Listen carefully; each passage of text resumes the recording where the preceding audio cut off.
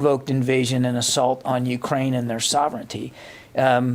Attacking a nuclear power plant is exceedingly dangerous and could have visited a lot more damage and destruction to the people of Ukraine and to the and perhaps even to neighboring countries had this gone a different way. And we continue to call on Russia to stop the invasion, period, de-escalate, move their troops out. But certainly, short of that, to be more mindful of their obligations under international law, and certainly with respect to humanitarian concerns about, about perpetrating violence anywhere near a nuclear power plant, which are not designed to withstand combat. It's not their function. Peaceful nuclear power. Oh, sorry, I wanted to just get that out, Court.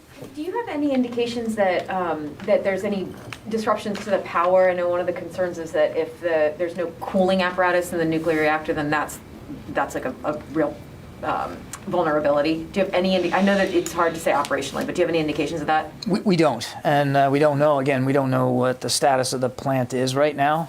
Again, I'd point you to Department of Energy to talk about that with more detail. And then one more thing on deconfliction.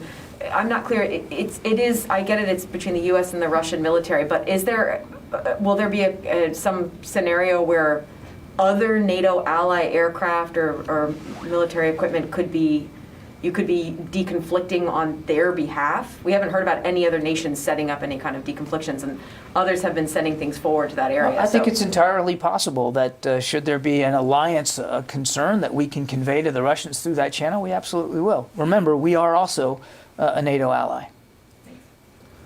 Yeah. John, on the confliction line, in Syria we know that Russians and American aircraft were crossing into their lines, and then of course they just were telling. Say that part again. You know that Russian and on Syrian airspace, Russian and American air assets were crossing into each other's line, and that's why the deconfliction line was used to say, hey, keep out of this area. We are coming here, or we are going to strike this, or we are here, we are there. But here in this setting, in this theater, there are two separate airspaces, and why, how this deconfliction line is going to be used for what? What will they say, for example, on the line? Because we don't see that. I don't think there's like a given script that's going to be used on any particular day or in any particular instance. I mean, this is you got contested airspace over Ukraine, which buttress. Just let me finish. Which buttresses right up against countries, NATO countries, and their airspace. It makes eminent sense for us to be able to have some way of communicating with the Russians should operations in that contested airspace pose any kind of a threat or even just pose a concern to the alliance or to the United States. We want to be able to have a way of speaking directly at an operational level with the Russian Ministry of Defense. So it makes a lot of sense to do this. And also on Black Sea, we now see that Russians have almost taken 1/3 of the entire northern parts of the Black Sea, coast of the Black Sea. Is there a concern, or to what extent concerning is it for you that Russians take the entire coast of the northern Black Sea and just create a new geopolitical setting? Apparently don't have your level of visibility on where the Russian ships are in the Black Sea, and I'm not prepared to cede or to say with certainty that that they have control over the international waters in the Black Sea. They have naval assets in the Black Sea. They're a Black Sea nation. They have naval assets in the Black Sea. They have already used some of those naval assets to conduct an amphibious assault from the Sea of Azov onto the coastline there of southern Ukraine. As I've said to Lita, I don't have any updates for you in the maritime environment. I can't assert for sure that they are planning to do yet another amphibious assault, whether it's towards Odessa or any other southern Ukrainian port. But we're watching it as best we can. Okay, Jim. John, this is a little bit involved, but on February 18th, I asked in Poland, I asked Secretary Austin if the national defense strategy would need to be rewritten as a result of the Russian threats at that time. He said no, and that the integrated deterrence concept that underlaid the idea of the NDS was already sort of in use. I'd like to think, given the Russian performance in Ukraine so far, that it sort of cements the idea of China being the pacing threat. Yet I'm seeing stories that the national defense strategy is being rewritten. Has it changed since February 18th? What I would tell you, Jim, is that the national defense strategy is still being crafted. It's going to be heavily informed by the President's interim national security guidance. It's certainly being written in parallel with the national security strategy, which also hasn't been completed yet. And you're absolutely right. The Secretary was clear that it will reinforce his notion of an integrated deterrence, and it will certainly recognize that China remains the pacing challenge for the department. But it will also recognize other nation-state threats out there, and that includes Russia. And as we've been writing it as we've watched Russia over the last couple of months, build up this massive military force around Ukraine's borders. So it would be foolish for us to think that the crafting of it wasn't also informed by what we've been seeing Russia do. But is it being rewritten as a result of what we're seeing Russia do? I think that overstates it heavily. But it certainly will be informed by what we've been seeing over the past couple of months. Yeah. Thanks. Tara. Thank you. Has the department seen any evidence that the invading Russian force is also reliant on the internet and communications inside Ukraine? There's been a lot of questions about why, there was an assumption early on that the internet would be brought down, that the infrastructure grid would be brought down. Why is it that all of this infrastructure has remained in place, and are these forces also reliant on that to communicate and to navigate? I can't. I honestly can't speak to Russian plans here and their intentions with respect to the information environment. And as for their navigation skills, again, I don't.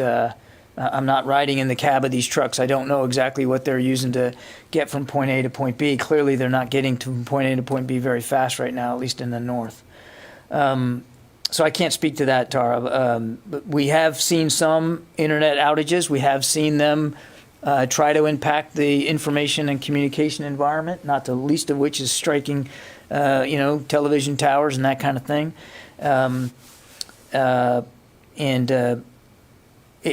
Again, I don't want to speculate. I mean, they have found some value to keeping some public communications open for their own purposes, for their own decision-making processes. But that's just a speculation. I don't know. And I have one follow-up on the deconfliction line. If it's going to be used for deconflicting airspace by NATO borders, could it also potentially be used for, say, coordinating a humanitarian corridor or people fleeing Ukraine, or is it just going to be military-to-military operations? It's primarily a military-to-military channel, but that doesn't mean, as I've said before, that it can't be used for other purposes if need be. I mean, we'll have to see. It's only been a couple of days old, so we think it's the right thing to do. We've done this kind of thing before, and it makes a lot of sense, particularly when you're talking about that contested Ukrainian airspace. But could it find other purposes? Perhaps. I mean, we think it's the smart and the prudent thing to do. Barb. A couple of follow-ups, but a question to other people's questions. But one question first: Can you bring us up to date on the thinking about whether to support any moves by East European allies and partners to send their MiG-29s into Ukraine to give the Ukrainians extra inventory? You mean U.S. support to that? Do you support the idea? Is the United States, as you know, this conversation has ebbed and flowed over the last several days of several East European allies and partners, Yeah. including Slovakia, which wants to accelerate its F-16 purchases so they can send their MiG-29s. Is this something, this idea, something that the U.S. would be supportive of? And then I have two quick follow-ups. I don't have a departmental position on this proposal, Barb. These are considerations that sovereign nation states have to make in their own and through their own processes. What I can just tell you is what we do support and what we are doing is looking for ways to continue to get security assistance into the hands of the Ukrainian armed forces, and we're doing that to a fare thee well, and we're accelerating and expediting even the most recent drawdown package that the president approved. And let me try one more time on deconfliction because, so, I mean, the United States is not entering Ukraine airspace or Ukraine territory. So you have nothing you need to notify the Russians that you're doing because you're staying outside of this war zone. They, you said, you know, there was concern that there could be a situation in which you would have worries that would lead you to make a phone call. And you mentioned, in fact, the nuclear incident concern. It was a case where you concerned that something could impact neighboring countries. So is there a way you can explain how much of this idea of needing to have a communications line with the Russians isn't really about deconfliction, because you're both supposedly staying on your own side, but worry that they may not stay on their side? I mean, it's primarily designed, Barb, to help reduce the risks of miscalculation. We call it a deconfliction line, but because that's what we're used to calling them, and that's what we typically use them for. But I'm not going to sit here, you know, only a few days after it's been set up and try to draw bright lines around what it could be used for. If there's a need for us to be able to communicate with the Ministry of Defense in a timely fashion about a concern, I suspect that we'll use it for that. And we would hope that the Russians, should they have a timely concern that they want to present, that they would use it as well.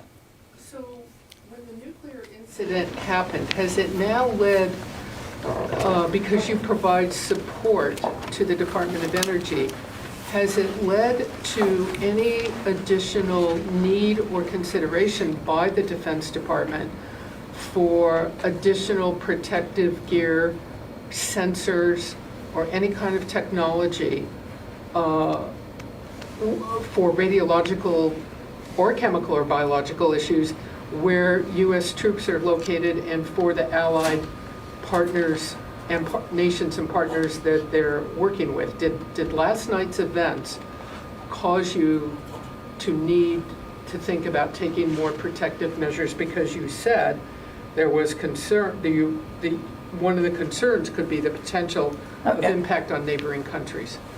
In general, striking a nuclear power plant would cause anybody to be concerned about, should cause anybody to be concerned about that. I'm going to point you to the Department of Energy about whatever response coordination that they feel is appropriate. We provide some support and guidance to them. I have no decisions to talk to today about any additional resources that could be needed. Again, without speaking for the Energy Department, our assessment this morning is that there was no radioactive leaks and no significant damage to the plant's operation. But again, I really would I need to point you to the Energy Department for anything more specific than that. Well, for the protection of U.S. troops in the region, has this caused you, are there any discussions, thinking, analysis by this department for additional protection? I know of no such decisions or no such discussions with respect to what happened last night. But obviously, we take force protection very seriously. It's the Secretary's prime and paramount concern. Nothing to speak to with respect to the attack on the power plant. Yeah, Matt. Thanks, John. You said the airspace is still contested above Ukraine. That's right. You also talk about how on the ground effort in the north it seems stalled, more success in the south. I wonder if there's any parallels with that in the air. I know it's a changing environment, but are you seeing some regions in which either the Russians or the Ukrainians are more or less dominant in the air? You know, it's dynamic airspace, Matt. It would be foolish for me to try to carve it up for you at 2:30 in the afternoon on Friday and say that, you know, one side or the other has more dominance over a particular region, because it's contested. That's what contested means. All I can tell you with certainty is that the Ukrainian Air forces continue to fly. They still have air and missile defense available to them. They are using them and using them quite effectively. And the way they have marshaled their resources and applied them to the fight in the air has been quite extraordinary. The Russians likewise have a lot of aircraft available to them, as well as missiles. They have fired over 500 since the beginning of this invasion. So that's what makes this airspace. That's what makes it so contested. Quite frankly, there's a lot of hardware flying around in that airspace, and it literally changes throughout a given day based on what the Russians are doing and how the Ukrainians are trying to resist what the Russians are doing. And it's because it's so dynamic and so contested that, again, we felt it was important to have a deconfliction mechanism. Right, and one more, if I may, off of something Barbara asked. At this point, a senior defense official earlier said that most of their Ukrainian air capability is still intact. Does it seem like that's a need, or are you aware of any requests of the Ukrainians for more aircraft? And if they already have most of their air power still intact, do they even have extra pilots to fly any extra aircraft at this point? I don't want to speak for the Ukrainians. What I can tell you is that we are in direct communication with them nearly every day about their requirements, and we're doing the best we can to fill those requirements. I think I'll just leave it at that. Jeff Selden, VOA. John, thanks very much for doing this. Two questions. First, Ukraine's embassy in Washington is saying it has a list of about 3,000 American volunteers, including former military, who want to go and join the fight in Ukraine. Does the Pentagon have any position on Americans going to fight in Ukraine? And is there any broader effort to track foreign fighters of all nationalities? I certainly can't verify the numbers that you've put up there. We have seen no such list and no such compilation. I would just say this, and I talked about this, I think, a couple of days ago. Two things. One, this is not the place for Americans to be in Ukraine right now. And the State Department has made that very clear in urging over so many weeks for Americans that are in Ukraine to leave, and urging Americans not in Ukraine not to go. It is a war zone.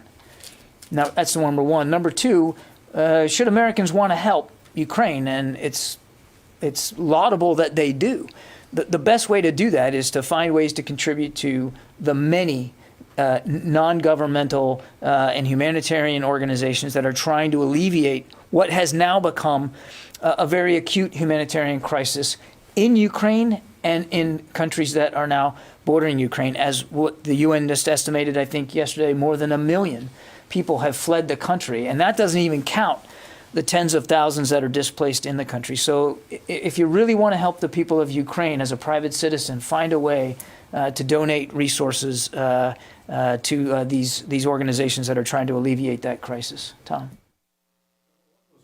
Are there any prohibitions on U.S. military personnel, let's say an Army reservist who wants to go over? Tom, the president's been clear there's not going to be any U.S. troops fighting in Ukraine. Well, but an Army reservist is volunteering to go over and fight with the Ukrainians. Are there prohibitions under the law or DOD regulations about that? I'm not a lawyer. I'm going to have to take that one, Tom. But let me be very clear. The president has made it clear U.S. troops are not going to be fighting in Ukraine. That includes in the skies over Ukraine. It is not a military mission that the United States military would take on. I know you're asking a very specific potential scenario. Let me find out rather than speculate and guess about that. Tom Squitieri. Hey, thanks, John. Two quick questions. One, last November, the Coast Guard finished the transfer of 3 ships to the Ukrainian Navy. I'm wondering if the Pentagon has visibility on their status. And the second question is, a senior official yesterday talked about how at least 70 missiles were fired from Belarus into Ukraine. Is it the Pentagon's analysis that places Belarus as a participant in the war? Thank you. What we've said all along, Tom, is that Belarus is partly responsible for what's going on in Ukraine. We've been very clear about that by the support that they have given to Russia to be able to launch this invasion. Now, we haven't seen Belarusian forces insert themselves into Ukraine. We haven't seen indications that they are preparing to do that. But clearly, they are complicit with President Putin's war of choice, no doubt about that. And as for the ships, Tom, I don't have any update for you on that. I just simply don't know. Jeff Schogel. Thank you. Thank you. It appears there's been some news during the news conference here. I'm reading something that says the Moldovan breakaway region of which I'm not pronouncing correctly, has demanded that Moldova recognize its independence. This is a place where about 1,500 Russian troops are stationed. Is the Defense Department concerned that this could be an expansion of the Russian invasion of Ukraine? I got nothing for you on that, pal. I haven't seen this report, and I'm not going to try to wing it here from the podium on something that you're seeing online. So we'll check and see if we have anything on it. But I'm not going to take the question because I believe that that's probably a better question put to my State Department colleagues. However, I'll go see what's available out there. But I'm just not capable of jumping into something that's breaking right now. Tony Capaccio. Hi, John, I have a budget question, non-Ukraine specific, but what is the status of the FY23 budget? Are the final numbers pretty much done and you're kind of feeding it into the computer and ready for release? And has the invasion at all changed the number? Has there been a major influx of funding in the last week because of the invasion? Shock you, Tony, but I'm not going to talk about the status of the FY23 budget. We're still hard at work at that. That effort being led by the Deputy Secretary. She's running a very tight process, and I am not going to get ahead of that process and how that's going, but we're working on that real hard. Idris. Tony, you have a follow-up, or do you want me to go? Yeah. Does the national security strategy and the national defense strategy have to be published first before the budget comes out? Is that the sequence? They don't have to be, Tony.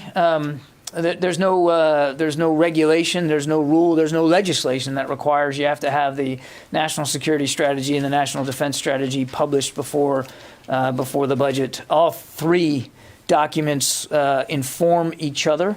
Look, ideally, you want a budget to follow a strategy, but it doesn't have to come out that way. Idris? Thanks, Idris. Yeah. Just going back to the hotline, when you're setting it up, how does it work? Does General Walters talk to his counterpart saying, all right, we're going to set this up, and then some of the staff set it up? At what level does it rise, I guess? And second question is, any change to the nuclear forces, Russian nuclear forces, after they were put on high alert? I have no changes to speak to that we've noticed in the Russian strategic nuclear force posture. We're still obviously monitoring and reviewing as we do every day. I would just again say that Secretary Austin is comfortable and confident in our own strategic deterrent posture and our ability to defend the homeland, as well as allies and partners. And it's not a hotline, it's a deconfliction line. As I said, it's handled and staffed at the operational level. I don't think there's any expectation that General Walters is going to be the only one picking up the phone. Certainly, if he wanted to do that, as European Command Commander, he could do that. But our anticipation is that this will be staffed at a lower level on his headquarters to really deal with operational level concerns that need to be expressed. Okay, one more, and then I'm going to go. Could we get the daily update on number of munitions fired, and also if you have a breakdown of where you're seeing them come from? I don't have that, and I wouldn't be putting that out here from the podium, Tara. As I said, we have we've assessed that since the beginning of this invasion, the Russians have fired more than 500 missiles of various types: cruise missiles, short-range ballistic missiles, medium-range ballistic missiles, surface-to-air missiles, more than 500 of them. That's about as much detail as I'm going to be able to go into from the podium. Yeah, in the back there. I know you've talked about some of the fuel and food shortages today that the Russians have faced. I was curious if they're making any progress overcoming that, or if it's still largely stalled, and then what the concern is that the Russians may target other nuclear plants in the future, given this is the second one we've seen here. Again, we don't have perfect visibility into Russian intentions. We know there are other nuclear power plants inside Ukraine. Clearly, the international community does not want to see another incident such as what we saw last night, which could potentially just escalate the level of violence and destruction in Ukraine to a level that that is and should be unacceptable, even to the Russians. But I can't speak to their intentions with respect to other nuclear power plants. And as for food and fuel, again, our general assessment today is that they are still struggling with logistics challenges, to include food for their troops and fuel for their vehicles. We do not believe they have overcome that. Now, as I've said many times, we would expect them to try to overcome these challenges, and I think we're seeing attempts by them to do that. How successful they've been, again, with a level of specificity, we just don't know. Okay, thanks everybody. Have a good weekend.